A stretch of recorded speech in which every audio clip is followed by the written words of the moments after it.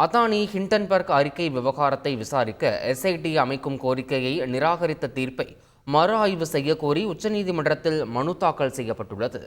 அதானி குழுமம் புகார் தொடர்பான ஹிண்டன்பர்க் அறிக்கையை ஆய்வு செய்து அறிக்கை தாக்கல் செய்யாத இந்திய பங்குகள் பரிவர்த்தனை வாரியத்திற்கு எதிராக உச்சநீதிமன்றத்தில் நீதிமன்ற அவமதிப்பு வழக்கு தொடுக்கப்பட்டது.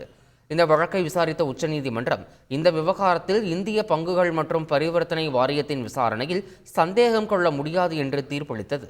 அதே சமயம் அதானி ஹிண்டன்பர்க் அறிக்கை விவகாரத்தை விசாரிக்க எஸ்ஐடி அமைக்கும் கோரிக்கைகளையும் உச்சநீதிமன்றம் நிராகரித்தது. இந்த தீர்ப்பை மறு ஆய்வு செய்ய கோரி அனாமிகா ஜெய்ஸ்வால் சார்பில் உச்சநீதிமன்றத்தில் மனு தாக்கல் செய்யப்பட்டது. புதிய ஆவணங்கள் கிடைத்துள்ள நிலையில் தீர்ப்பில் பல்வேறு தவறுகள் இருப்பதாகவும், எனவே தீர்ப்பை மறு ஆய்வு செய்ய வேண்டும் என்றும் கோரிக்கை விடுக்கப்பட்டுள்ளது. செய்திகளை உடனுக்குடன் தெரிந்து கொள்ள உடனே சப்ஸ்கிரைப் பண்ணுங்க.